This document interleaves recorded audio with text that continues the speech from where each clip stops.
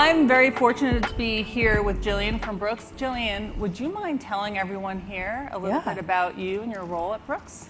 Yeah, so I'm Jillian Zeck. I have been at Brooks for about 3 years. I lead the paid media team in-house at Brooks, which is a little bit of a new function over the last couple of years as we've grown and transitioned a bit as a company. So my team essentially leads all of our paid media investments, similar to what you would do in-house as a media team on an agency side. Awesome. So Brooks Running, can you tell the audience a little bit about the brand ethos and what Brooks wants to be known for? Absolutely, yeah. Brooks is all about keeping our runner at the core.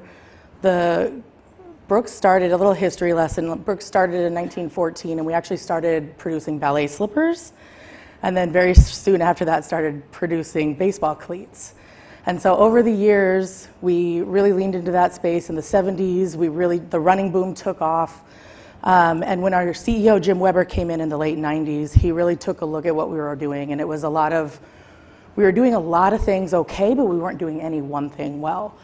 And so he made a very tough decision to shift completely away from everything else except performance run. And so in the early 2000s, we prioritized leaning into performance run products, and therefore focusing solely on the runner, and a dedicated runner at that, somebody who's running multiple times a week, who needs performance shoes, who needs to lean into the science and technology to help support any of their different ailments, whether it's knees, pronation, what have you.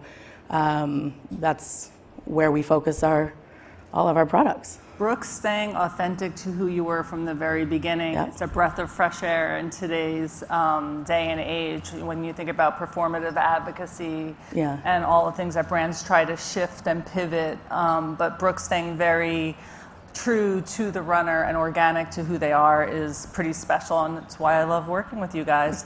Can you talk a little bit about the Brooks brand strategy and what your priorities are? Yeah, absolutely. Branding is newer for Brooks.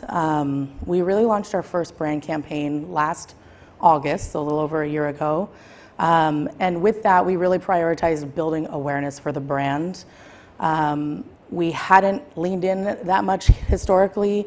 We've historically had smaller media investments, so we had been prioritizing more of those conversion-based media channels.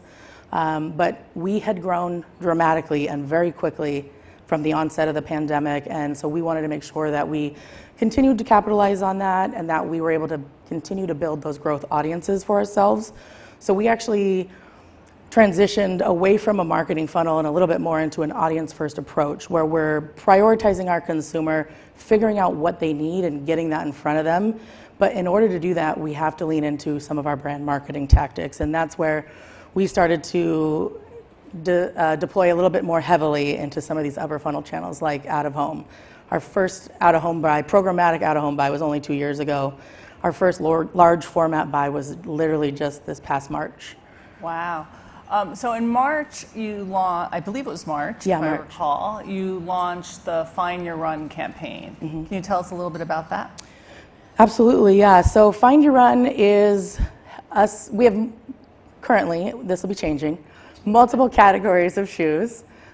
We have a cushion category shoe, we have an energized category shoe, and a speed category. And so for Find Your Run, it was all about figuring out what category of shoe is going to be best for you and your run.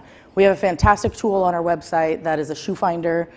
It gives you a bunch of different things to test in home to figure out what is the right category of shoe, and then therefore what is the right product under that. We have over 30 different shoe products that we make.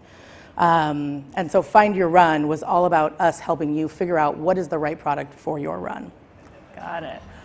Recently, for anyone who's looking at the awesome video that's playing as we're talking, recently Brooks did a pop-up store. Mm-hmm. Can you tell us a little bit about that and also how out of home played into that whole activation? Yeah, absolutely. A lot of you guys probably don't know this about Brooks, but we literally have 2 brick and mortar stores. One is the Trailhead, which is what we call it at our headquarters in Seattle. And the second is an outlet store just 20 miles north in a town called Bothell. Washington. And so we don't have a lot of experience building out a storefront, building out brick and mortar. We rely very heavily on our retail partners, and we have fantastic partnerships there. And so we decided we've identified LA as a priority market for us to start to grow in. And so we decided that setting up a pop-up store within LA was the right place to do it. We have a fantastic retail partner in Fleet Feet, and so we partnered with them to help open that store and open it up on Abbot Kinney. And so it started as actually a 3-week Find Your Run room where you could just walk in and we would do some quick testing and really feature 3 core products. But it actually snowballed into a true storefront owned and operated by our internal teams and Fleet Feet. And now we've actually extended it through October to the end of December, which is really exciting. So would you consider it a success, and were there any key learnings to take away from this activation? Yeah, so it's definitely been a success in the sense that it's really our first foray into opening up a store of this magnitude in 10 plus years. And it's on par with how our headquarters, our HQ store, our Trailhead has done. I think what is the most exciting about it is it's probably one of the first times that all of the different departments across Brooks came together to prioritize launching this store at the beginning of August. So we had folks from PR, we had our influencer teams doing a bunch of stuff. But from the paid media front, we really leaned in very heavily with out-of-home advertising, making sure that we could drive traffic day of the launch on Saturday, August 5th. And so leading up to that, we had actually invested pretty heavily in LA through other large format billboards across the city. And then on the day of, we also had some big, I guess murals, painted murals down on the Venice Boardwalk, and a couple wild postings. And then we also had some street teams, some pedicabs, helping people get to and from the store. We had chalk art as well, directing people in and around it. And so it was just a very big experiential moment to help drive some conversation and have all of our different channels operate as more one cohesive unit versus us all operating so independently historically. Do you think you'll be leaning into out-of-home in all future activations and campaigns as well? I wouldn't say all. I think it's a time and a place for sure. As we identify our priority markets, absolutely. As we look to the future, we know that this is a way for us to get our message out in a big way, especially in these core urban cities that we're prioritizing, as well as also kind of help push some of this experiential work that we're leaning into as well. So it'll still be a core channel for us as a brand. You just won't see it in every single campaign because we probably run like 20 campaigns that's fair. every season. Tell us a little bit about Brooks moving forward. What's next? I know Brooks is known for innovation and science in their shoe. You talked about it up front in terms of being about the runner. What's next tied to media and marketing for Brooks, and how is it going to play into that? Yeah, we have a lot of really exciting things coming. We are diving deep. We are investing heavily into the technology of our footwear. We actually just launched a brand new line on September 28th. That is the Ghost Max. It's one of our super cushion shoes. If anyone's interested, lots of great reviews. I'll make sure I put one in. But it's our first huge shoe launch in a couple years. We always refresh, dig back into the technology of all of our core products. This is net new. And so that's something that we're really exploring as a brand. We're also exploring how we grow our business from an awareness standpoint, but also making sure that we keep the product at the core, because the runner is our true center, and that's who we prioritize on a daily basis when we look at the different audiences we're looking through and the different ways we want to show up to those runners, because they are running, we want to be on their path. Awesome. I'm aware that we are probably the last session before drinks, so I am willing to take some questions for Jillian. Any questions at all? No great pressure. Brands. Why don't you come a little closer? The man. Oh, okay, Francois. And if you don't mind, yeah.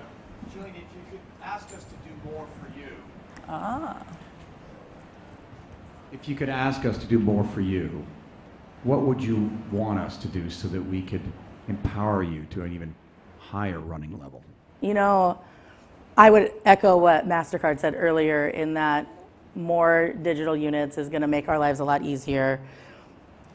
We have in-housed all of our creative. It becomes tricky to turn creative around quickly. And when we have static large format boards that take 4 weeks for production and installation, that usually never aligns with what we're trying to do. I'd also honestly love it if we could get some true digital boards in and around Seattle, because our headquarters is there and people love to see our brand in our city, and it's impossible to find a digital board. So that's what I would love. I would also say continuing to evolve the measurement and as well as the 360, like letting, out of home, if it's at the center, what are the legs? So I think Pepsi, there was like that connection between social media and out of home. I think we saw a lot of it with this campaign as well, that actually out of home is starting to have legs in social media and beyond, and just doing more to amplify that in any way possible would be great, or help support that.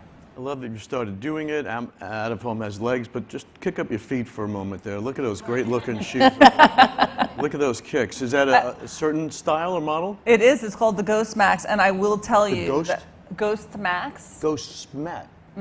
Max. Okay. Yeah. And I will tell you, not that I'm definitely an influencer now, but my daughter, who is 17 years old, tried these on and is basically wants this in every colorway, and basically told me to put in a plug to Jillian to have more colorways. And They're coming. I have information. They look great. And I'm telling you, I've done a lot of campus touring with these. That's right. So anybody, you should get them. That's a good campaign. Sure. Daughter and mother touring campuses and doing lots of miles. I was finding my run when we were running from one tour to the next. Yeah. It was crazy. Yeah, absolutely. Well, good luck with her. I know it's getting close. And so glad that you've started using digital out of home and programmatic digital out of home. It's wonderful. Everybody in the Stagwell family has always been very innovative. And please join us. Let's give these folks a great hand. And thank you all. Thank you.